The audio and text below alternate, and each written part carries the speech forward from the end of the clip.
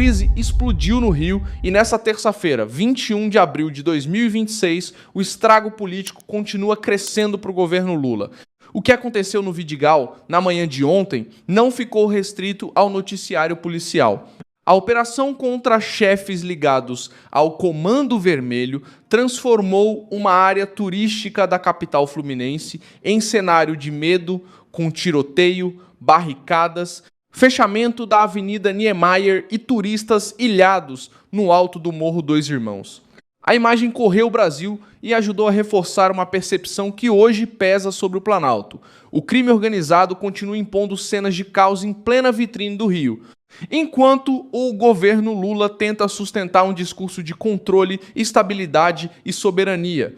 E para má sorte do governo Lula, essa operação acontece justamente no momento em que os Estados Unidos estão apertando o cerco sobre as facções brasileiras, para classificar como organizações terroristas. O que houve ali foi uma ação conjunta das forças do Rio de Janeiro e da Bahia para localizar lideranças de uma facção baiana associada ao Comando Vermelho, escondidas no Vidigal sob proteção de traficantes locais. Segundo a CNN Brasil, o alvo central era Edinaldo Pereira dos Santos, conhecido como Dadá. Quem participou da ofensiva foram agentes da CORE, da Polícia Civil e equipes ligadas à investigação interestadual. Como a operação se desenrolou? Com confronto armado, fuga por área de mata, barricadas improvisadas e pânico entre visitantes que estavam em um dos pontos mais conhecidos da Zona Sul. E por que isso pesa tanto? Porque o alvo principal escapou, enquanto a cena de desordem ficou para o mundo ver. Lula entra em aperto porque a operação expõe o que seus adversários mais querem mostrar. Um Brasil onde facções armadas desafiam o Estado em área turística no exato momento em que Donald Trump endurece o tom contra cartéis e grupos criminosos no continente. Em 7 de março, a Casa Branca publicou um ato presidencial dizendo que cartéis criminosos e organizações terroristas estrangeiras no hemisfério ocidental devem ser destruídos na maior extensão possível dentro da lei. Quando essa diretriz se cruza com o caos do Vidigal, o impacto político sobre Brasília cresce de forma brutal. O anúncio de Trump não ficou só na retórica. Na ocasião, a Reuters registrou que mais de 1.100 armas vindas dos Estados Unidos e 1,5 tonelada de drogas já haviam sido apreendidas em 12 meses, e também lembrou que seguem as tensões entre os dois governos sobre a melhor forma de enfrentar as facções. Esse ponto é central. Washington já pressionou o Brasil a classificar grupos como o Primeiro Comando da Capital e o Comando Vermelho como organizações terroristas, mas o governo brasileiro recusou esse enquadramento. A partir daí, cada nova cena de colapso na segurança passa a funcionar como combustível para a pressão externa. Quem está no centro dessa crise, portanto, não é apenas a polícia que subiu o morro, nem apenas a facção que domina territórios. O centro da crise é a fragilidade política produzida por esse contraste. De um lado, Lula se apresenta como líder que defende respeito entre nações e critica ameaças de Trump. De outro, o Brasil aparece nas manchetes por causa de facções, tráfico, armas e operações com turistas presos em área de lazer.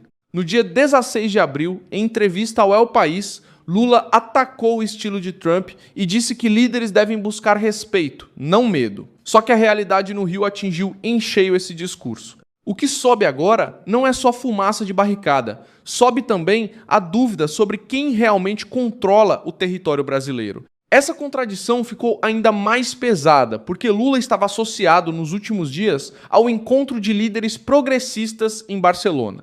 A AP e a Reuters mostraram que Pedro Sanches e Lula lideraram encontros em defesa da democracia, do multilateralismo e contra o avanço da direita. O problema para o governo é o contraste visual e político. Enquanto a esquerda global tentava exibir articulação internacional, o Brasil era empurrado de novo para a vitrine do crime organizado. E o tom de deboche realmente apareceu. Nesta terça-feira, o El País relatou que a Fundação FAIS, ligada ao ex-primeiro-ministro José Maria Aznar, atacou a cúpula em Barcelona e a chamou de performance zurda.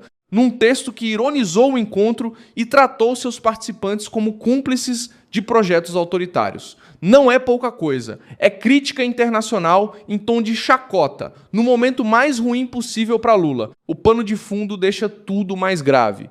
A discussão sobre facções brasileiras deixou de ser apenas um tema doméstico. No começo de abril, a America's Quarterly avaliou que o possível enquadramento do primeiro comando da capital e do Comando Vermelho como organizações terroristas estrangeiras teria impacto sobre bancos, empresas e a própria política brasileira. E hoje o Wall Street Journal destacou que o primeiro comando da capital se tornou uma potência global da cocaína, com cerca de 40 mil membros e atuação em quase 30 nações. Isso ajuda a explicar por que o caso do Vidigal bate tão forte. Ele não entra num vácuo. Ele cai em um ambiente em que as facções brasileiras já são tratadas lá fora como ameaça continental. Quando o governo brasileiro rejeita chamar essas facções de terroristas, a justificativa oficial é jurídica. O argumento é que a lei brasileira reserva esse enquadramento para outra natureza de crime. Só que, politicamente, essa posição custa caro quando o país entrega cenas como a do Vidigal. O que o público vê não é uma disputa técnica sobre tipificação penal. O público vê turistas presos, tiros em área nobre, facção protegendo o chefe foragido e o nome do Comando Vermelho ocupando o centro do debate internacional. É nesse ponto que a narrativa de fraqueza se instala. E é por isso que adversários de Lula usam essa operação para dizer que o governo fala em soberania, mas não consegue impor ordem nem nos cartões postais do Rio.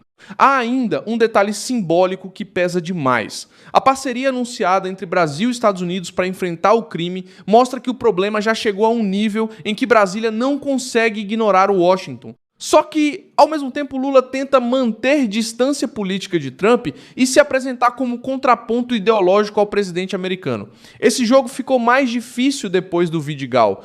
Se o crime organizado está cada vez mais armado, mais integrado e mais visível, qual é a resposta real de Brasília além do discurso? A operação de ontem não respondeu isso. Ao contrário, ela reforçou a sensação de que o Estado ainda corre atrás do prejuízo.